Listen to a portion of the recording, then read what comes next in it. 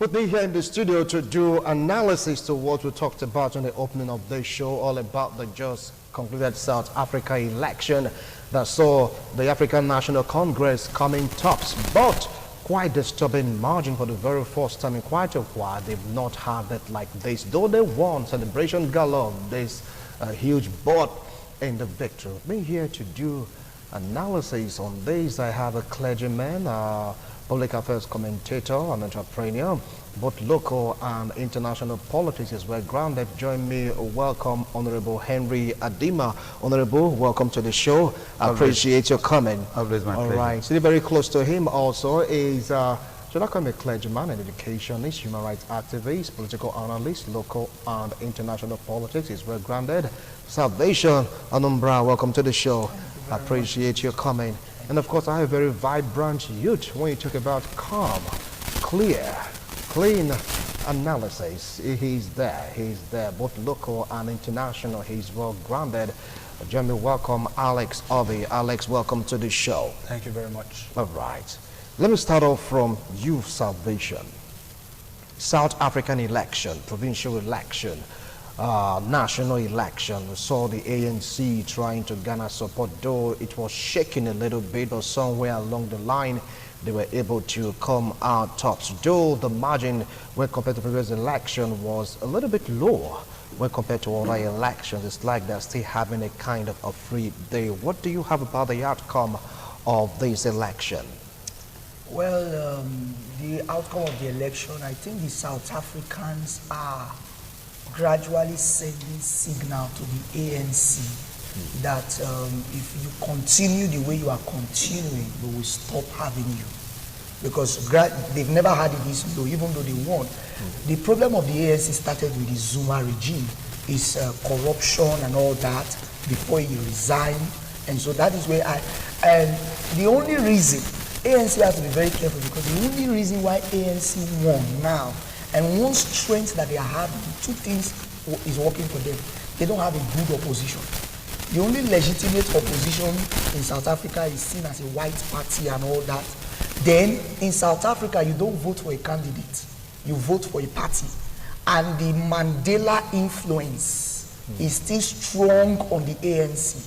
But what is happening now, with the way the election is playing out, is this: ANC needs to understand that Mandela has been long. So the influence is winning out. They need to produce their own influence, which Zuma destroyed. So the election is showing to ANC that go back to your drawing board. The people are gradually withdrawing. Their supporters are withdrawing. So even though they came out victorious, but they need to go back to their drawing board, because the South Africans are speaking that we are not happy, even though we don't have a choice. It's a case of in a society of blind people, when you have one eye, you become the president. Well, it's not like you are the best choice. So I believe it's a message sent to ANC that you can't keep riding on Mandela's wings. It's trying to make your own impact in the South African society.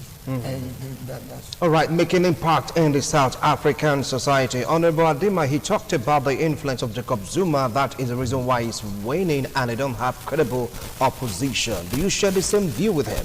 I will not share less a view with him. Yeah. But I just want us to, we are trying to analyze. Yeah.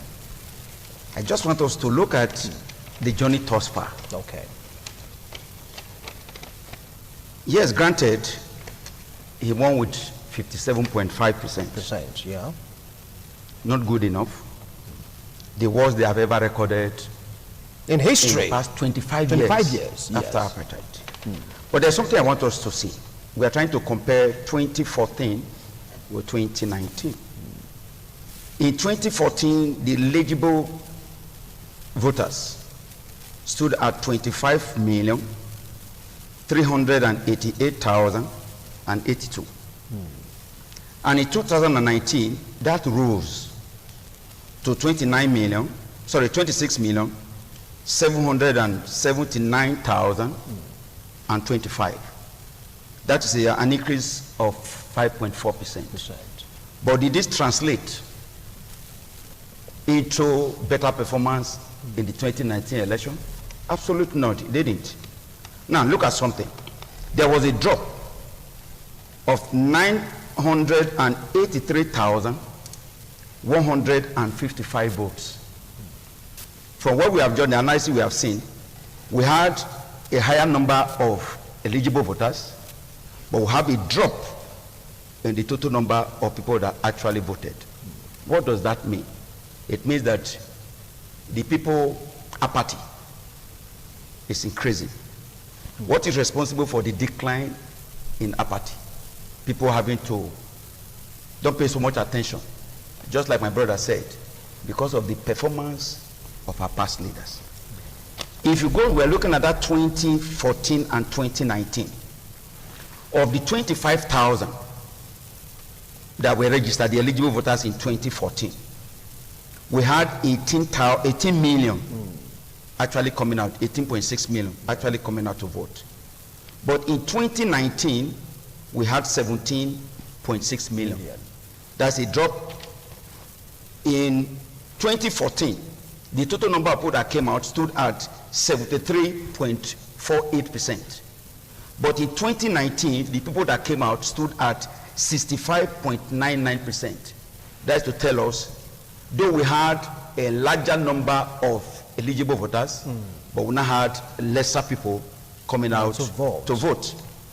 If you go down, you will record that in 1999, the total turnout of voters stood at 89.3%.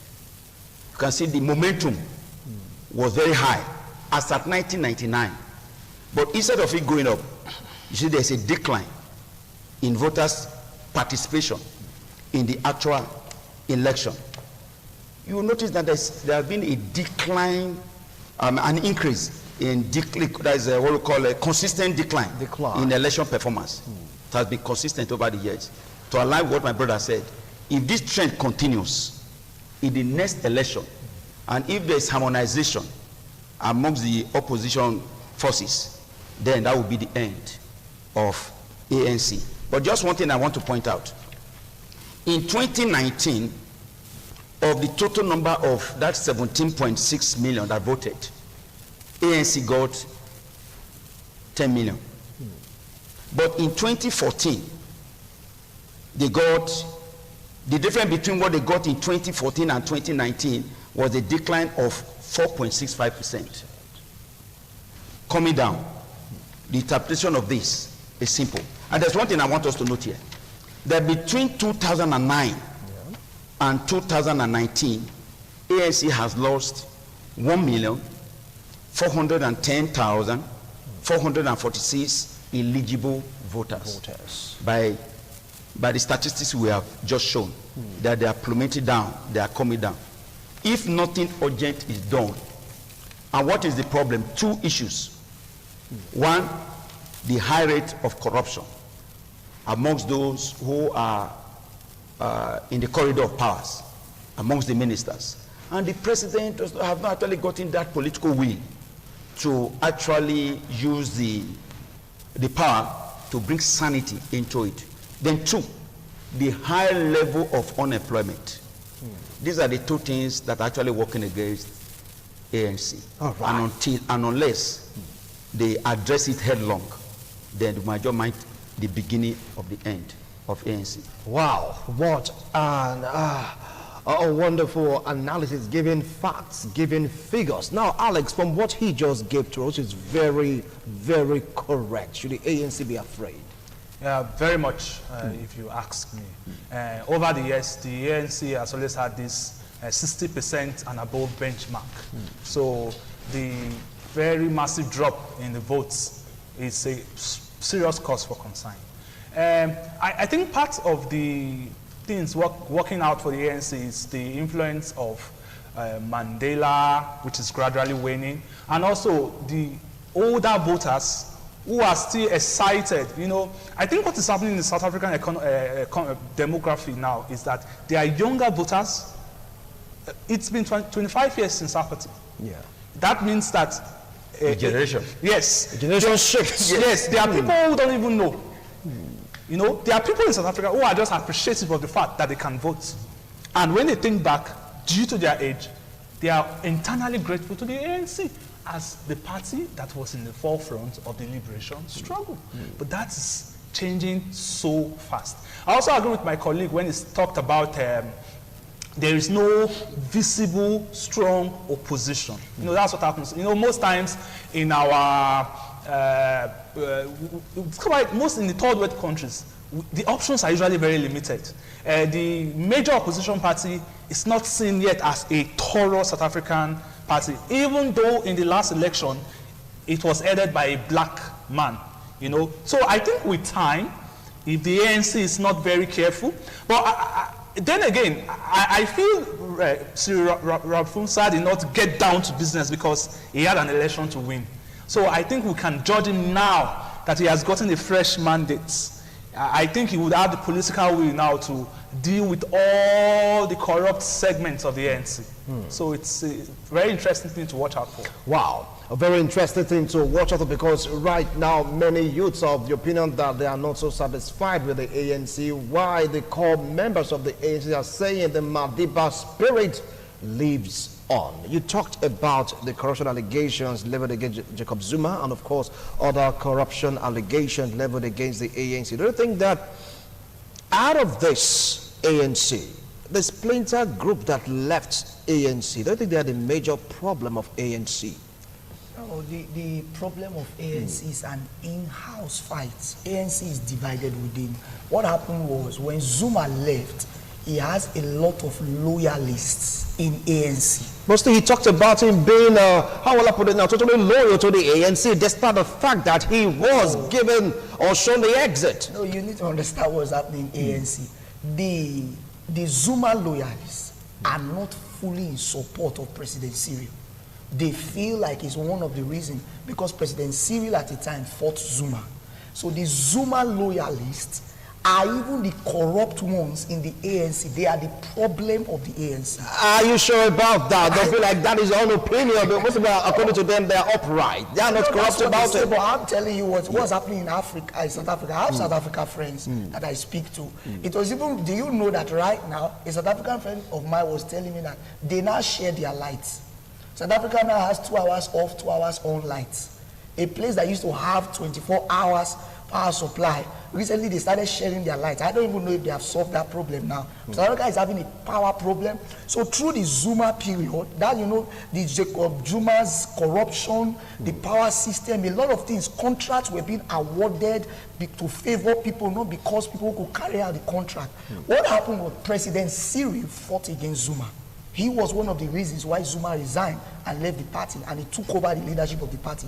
So the loyalists of Zuma have not been happy with President Cyril. So what happens is that they are within the party frustrating the agenda of President Cyril. That's one of the problems of the ANC. For President Cyril to perform, the first thing he must do is a corruption crusade. He must fight against corruption. He must be able to touch the untouchables. One of the things that have been holding back President Zuma is because people in high and mighty places who are corrupt, they will. But thank God now he has a mandate. He has been elected by the people. So the future of the ANC is going to look from the actions of President Cyril right now. If he's not bold enough to jail some people, to take some decisive steps, it will end ANC. But if he can come out strong, although in his last regime, he showed that he could do some things. But right now, he really has to come out. The first assignment of President Cyril is to clear out the house of ANC. ANC is messed up. So he comes up now. Anybody has to jail. If you are found wanted, there's no sacred cow. If President Cyril mistakenly keeps sacred cow, he will destroy ANC. There's no sacred cow. He comes up, any Zuma loyalist, anybody that is doing anything wrong, by the time he starts sending people to jail, he starts coming up to show that he's really ready. Sanity will come back home. So he has a very, very strong job. He has to be bold. He has to look people in the eyes and let them know that I am here. Zuma is not here. I am in charge. I will not allow nonsense to. He has to be a no-nonsense president. He has to be a no-nonsense president. No-nonsense president. South Africa election impact of results result on the ANC because the South Africans are talking about it, Africans are talking about it, the world, they are really debating on this issue, what is really going on. Though they won, but from analysis, somehow they lost a lot. Now, you gave us a precise analysis of what transpired in 2014, dating back to 2014, and now in 2019. But like saying that it's like the youth wing of the ANC is not in tune with the ANC. How true is that? Let me just, before I answer that question, I just want to pick for what my brother just said. You know the problem leaders have, especially in this part of the world, why it seems difficult to take decisive actions, because the kingmakers, the power that be, they are the one, we have so much resources at their disposal. And in this part of the world, we play money politics. People are silenced, no matter how aggressive somebody may be, the weight of the opposition. By the time the person is silenced with so much money, you see that the tone changes. We first of all have to ask, in the National Assembly, what percentage of loyalists does Cyril have? If he doesn't have a sizable percentage, and we thought that the other percentage belongs to the Zuma group, then he may not be able to do much. Because if he wants to be draconian, in quote, there are forces that he has to contend with. Until those forces are eliminated, in quote, then he will not be able to do much. But if so much money still in the hands of those people, and they are able to rule politicians to themselves, then the president will become handicapped. Then the youth wing. You find out, I ask myself, each time things like this come, I take it back home. I take it back home to Nigeria.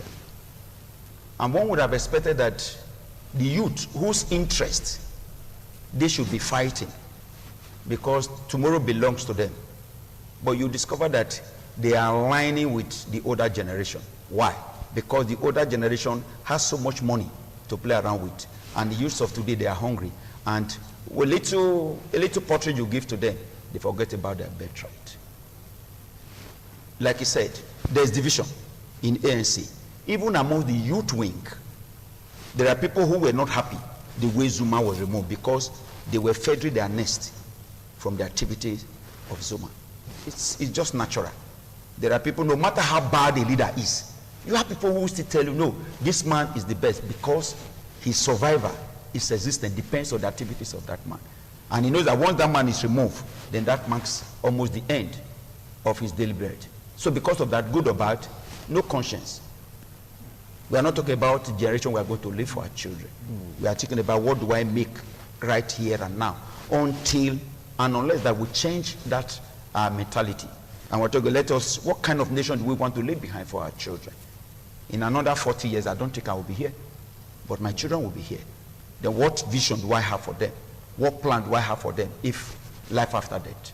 So until we come to that level, I see no reason why the youth wing of ANC will not be able to work in harmony.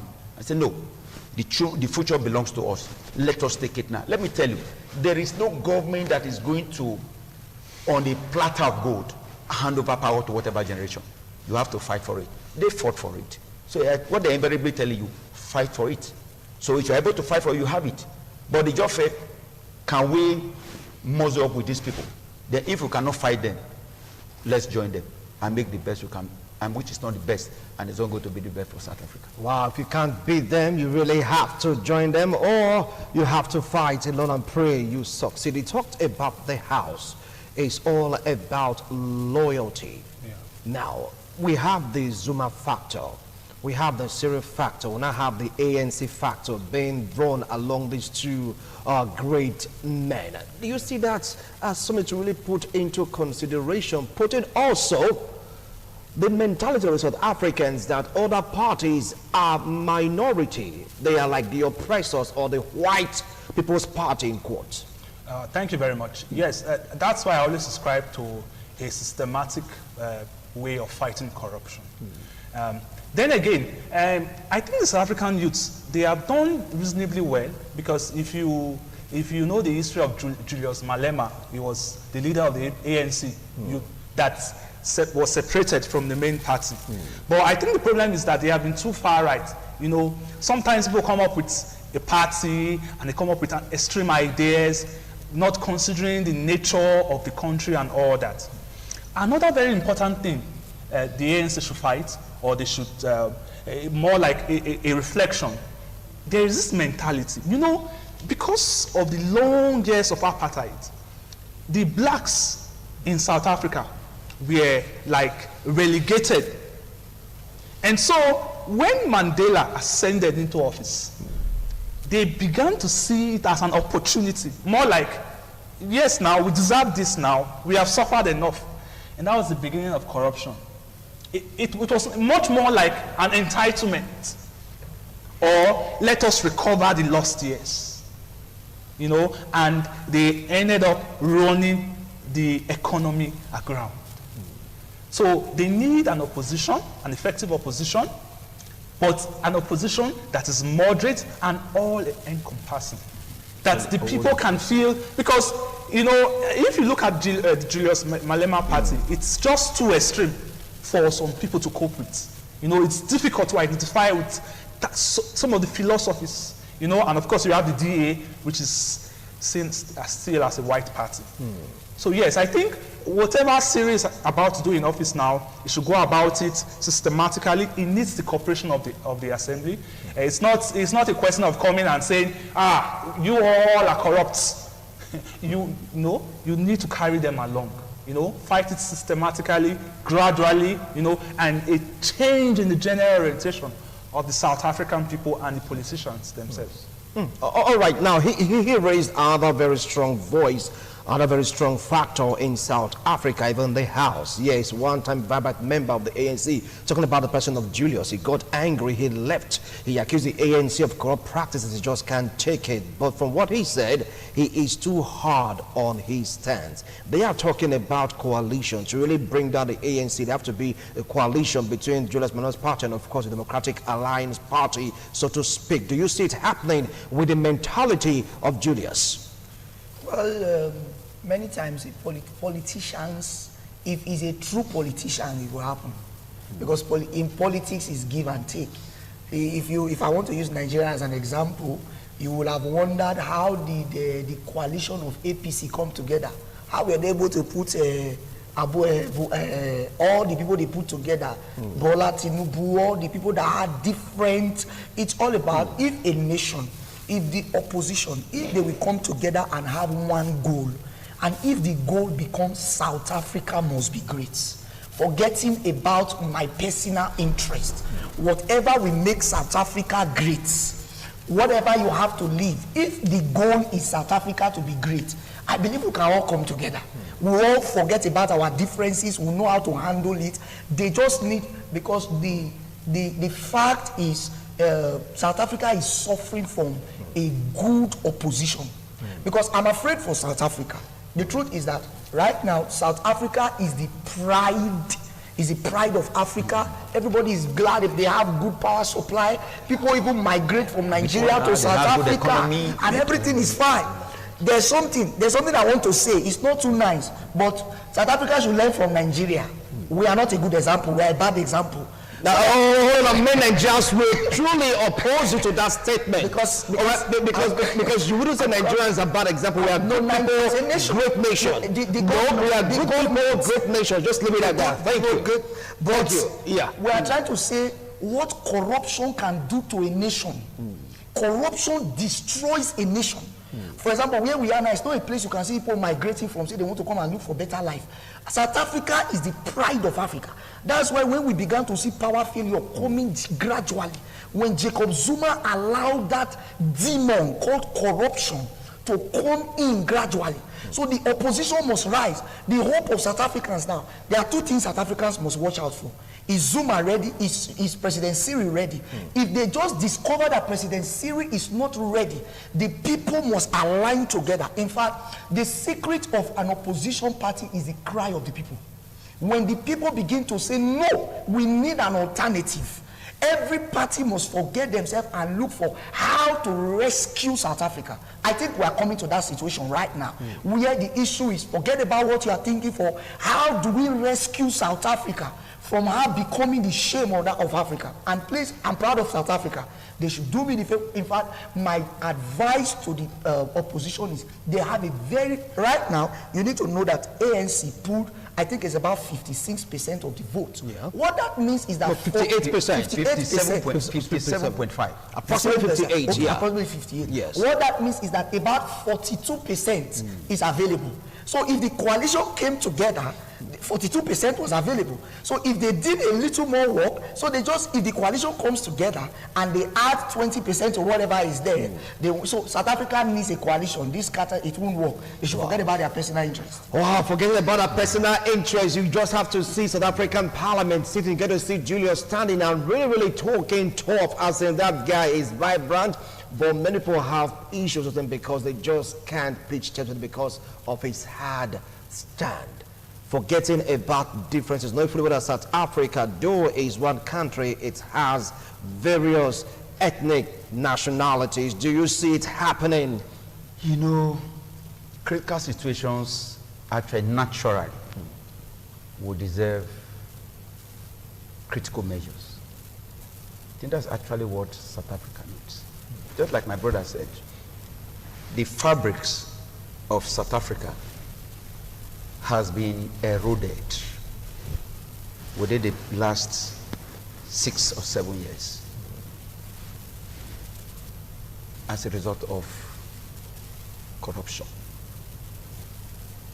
What happened in Nigeria? For you to have a formidable opposition, a workable opposition, we must first of all forget about ourselves, our personal interests, our personal ideology. When we come together, what is the ideology of the party? What do we want to achieve? What is our focus? Why are we coming together? We want to rescue our fatherland. That is the focus.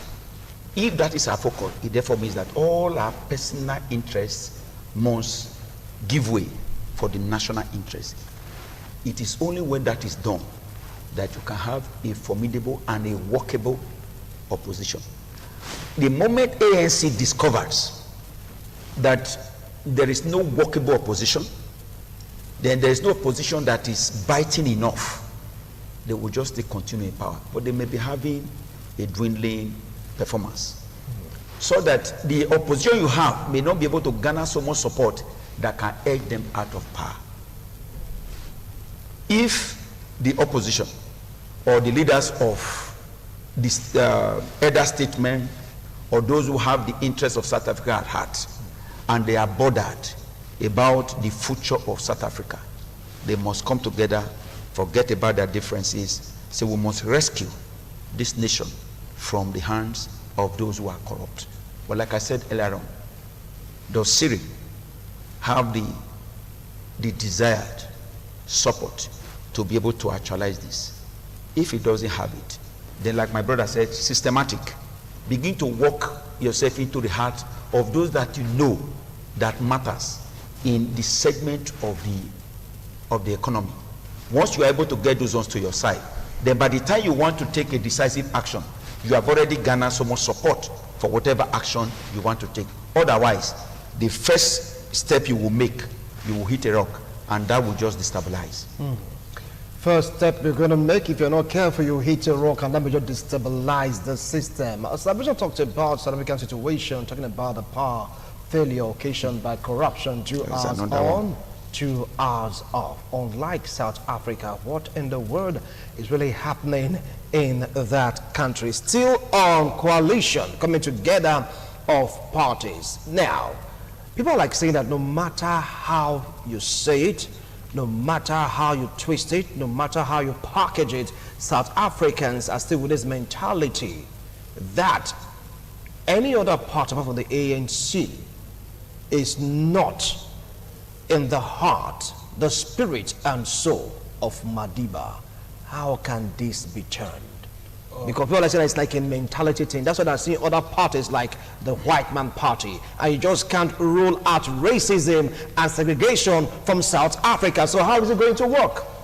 Okay, first and foremost, let me say this. I must commend South Africa for the peaceful and the free and fair elections. If you notice, we have been speaking since, and nobody has said, nobody's complaining there that the elections were rigged, you know. That's the big deal in a country, in a continent like Africa. That's the big deal. You know, there were only 2 cases of death in the whole election. One was an elderly woman and I think another presiding officer of a particular district.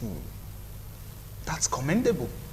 The voters' apathy, yes, compared to other elections, yes, but it was still very impressive, even when you compare it to Western nations. Yes, it therefore means that people, democracy still thrives in a country like that. If you want to compare South African system or what happened there to what happened in Nigeria in 2015, you will see that I think that shift would happen when people from the ANC break away. Yes, I think the coalition will be complete. If you watch in 2015 elections, the last straw that broke the camel's back were the 5 PDP governors that pulled out. Yeah. So we would only hope that if ANC continues like that, like this, that they should self-destruct themselves to the betterment of the opposition. So I think that would be, that's what I hope for, if they continue like this. So when we have a segment of ANC who are tired of the old system, you know, yes, joining the other opposition to have a true party in a multicultural society like South Africa, then they can truly defeat the ANC. All right. I do see one problem I have with this, what is happening in South Africa. I want to bring it back home. Okay. You know, we are talking globally now. So we have examples. Though my brother said, the example could be good or bad. Example could be good or bad. All right, but the important is that example has been, we just want to make example. Okay. Until and unless that those who want to go into opposition are going to opposition with a mind of saying that we are out to build a virile South Africa. But if it is a view of where I am now, the largest are not getting to me. By the time we go on our own, we cannot be in control and let the largest. I tell people, by the time in 2023, God helping Nigeria, and maybe having another party coming to power, you will be shocked to your bones. The quantum of corruption cases, proven corruption cases in this administration, that is not yet open. I will give you one small example. When the issue of subsidy came, when the nation was almost shut down because of the subsidy, that subsidy was a fraud. And what was the fraud? That then we were subsidizing for about 35 million liters per day. But what we're actually using by record then was just barely 20 million. That the other over 10 million were actually a fraud. That our consumption is not as high as it's been speculated. But today, Nigeria, we are subsidizing over 55 million daily, as against 30-something million then. Nobody say much about that. But that's a story for another day. Yeah. When there's a change in government, and perhaps maybe we'll have another, then Nigeria will say, what was the corruption we said we were fighting? Okay. That by the side. So coming to South Africa. Yes. I said until we have opposition politicians who are actually interested in the survival of South Africa coming together and pitching tent and say, no, we must right the wrongs. Otherwise, even when they break away, just like we saw in Nigeria, they break away to form another opposition party. All the reason is just that we were not getting much where we were because we were not recognized. But now, since we are the key players, then we are the one that will determine who gets what, and at what time, and at what magnitude. Wow. Okay, that'll be story for another day. Not for this platform, but you get very deep insight. Now, what about the Madiba spirit versus the colonial master spirit now in quote that is taking place in South Africa? Ask another South African, what do you feel about it? They'll tell you they are still being marginalized. With this demarcation, do you see them forming a healthy coalition towards the ANC? I feel one thing I want to say to every South African is it's a privilege to be a South African. And I feel like the greatest example of leadership in Africa has been displayed in South Africa. South Africa is a nation that had a hero that was celebrated globally. Even the heroes of Nigeria were not as celebrated as the South African hero, Nelson Mandela. Nelson Mandela was a man that the Pope, everybody wanted to meet Nelson Mandela. A man that shows, so the example of leadership, the foundation has been laid. Mandela has laid a solid foundation for anybody to build upon. So I think that anybody that is coming up in leadership in South Africa should sit down and go back and study Mandela. What were the virtues of this man? Number one thing you say about Mandela is he was a man of sacrifice. He was a man that was ready to sacrifice his freedom. Mandela put the people's interest before his interest. So any coalition that is coming up, any leader that is coming up in South Africa should ponder on this. It's not about you. If Mandela did not put the people's interest first, maybe appetite will have still be continued till now. The only reason why you are even talking about your enjoying of a party is because there was a man who forgot himself and thought of you. So you don't have the right to now put your interest before the people's interest. So I think the spirit of Mandela is not just in the talking. I think South Africa is gradually losing the message. They need to come back to the message of Mandela. Who was Mandela? What were the things? Mandela was a man that dropped presidency. You know, it was not an African. It was only an African by outside. In the heart, Mandela was not the average African leader. Because one of the ways you know an African leader, they don't leave power. An African leader does not leave power. Recently there was a bomb in one of these nations. I'm forgetting the nation on Easter Day. Sri Lanka. I've been wondering the amount of resignations that have been seen. I think the defense minister resigned because about 200 people died. Yes. 1 million people will die in other nations. In Nigeria. Enough. Salvation, thank you. You see, hold on. Please, gentlemen, hold on. As you're talking, let's watch our emotions so that we won't run foul. Because it was going to a direction right now. I will have to apply brakes. Yes, watch emotions. Thank you. That is why we are not. That's why we are not calling it. Okay. And so African leaders, we don't resign. We stay there. You will see somebody that is being investigated. He has all these scandals. He will still stay there as a leader. Mandela fought for South Africa. The average African leader, after fighting for the nation, look at Robert Mugabe. After fighting for a nation, they become the new oppressor of the nation. But Mandela was that leader who fought. And he showed people that I didn't fight for this for my own benefit. I fought for it for you people. I live it. Go on. He stepped out of the face when the ovation was loudest. So I think every South African leader, they have a solid example to follow. I do not see, so the coalition, before they come up, my advice to them, go and study Mandela virtues. What do we pick for Mandela? We need another Mandela in South Africa. That's what I was saying. Seriously? We need another Mandela. And I'll tell you what worked for Mandela. Yeah. What worked for Mandela? He was a man of simplicity. He was a man who was not materialistic. He was a man who believed that he's closer to where he's going than where he's coming from. Until and unless we begin to think that way, we will get worse. But I pray we will not get worse. All right. Talking about leaders taking responsibility for their actions, because he just mentioned it. That's one thing that is lacking. If a nation must move forward, leaders must be ready to take responsibility for their actions. I was watching your program a while ago. One, I think it was a clip, yeah, and they said somebody, because he gave a contract and he was bribed, and he felt that he has failed in his duty to his nation, and the man committed suicide and dropped a note that why I committed suicide, that it means that I betrayed the confidence that was in.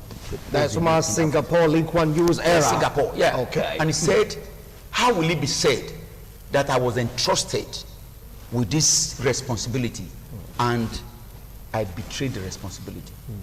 You say we shouldn't be giving an example.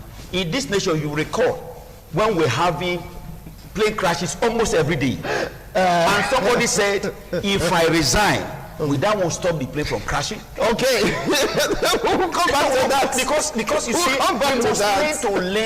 we must learn to learn from civilized nations. Things should be done. You should take responsibility for your actions. Not until that is done, then we cannot move forward. Okay. Now, Madiba, though he has come and gone, he formed a party, he gave it to them, and this what is becoming of the party. What about the white minority mentality? That seems to be the catchphrase of some South Africans. Be like, we just can't vote for any other party other than the ANC. Alex, take it from there. Okay, I think before now you have been asking about how they should emulate Mandela and his qualities. But to win an election, you have to be pragmatic. You have to be pragmatic. And so they have to go back to the drawing board.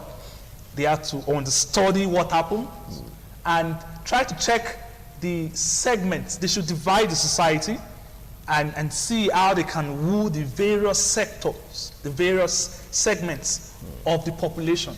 So they have to be pragmatic. That's my take. They just have to be pragmatic. You know, as regards the leaders and the way they could emulate Madiba. You know, Madiba was a man of great virtue, was a man of sacrifice, was a man that was always ready to reconcile. You see, the difference between Mandela and Mugabe was that one forgave, the other did not. Vindictive. You know, you see? So yes, there was wonderful qualities, especially in Africa, until we begin, like my colleague said, to hold people accountable. The last time the Minister for Finance in Nigeria resigned because of she had this NYSC scandal. I'm sure that was a big surprise to us. Nobody expected that. Nobody expected that a minister will resign. Another minister in that cabinet also has that same problem.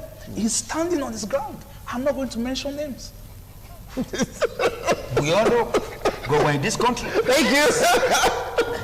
So, yes. All right. I just received a very strong signal that our time is totally up. Completely used Can I say up. one thing? So, I don't know if you can be gracious. 30 seconds each. 30 seconds each. Summarize quickly. I would advise that South Africa should make history compulsory in her education. Because she has a very, very rich history. It is good that every young South African should study Mandela in class. Let them learn the issue, the virtues of that man. So history should be a compulsory subject in South Africa. Thank you so much, Salvation. Party note. Yeah. A time is coming when the South African will look. Where were we some years ago? While we were being led by? Where are we today? What was the corruption rate? What is the corruption rate? Which was better? Then they will decide for themselves. Thank you so much, Honorable Henry Adema. Alex, 30 seconds. Let the South Africans drive sentiments aside.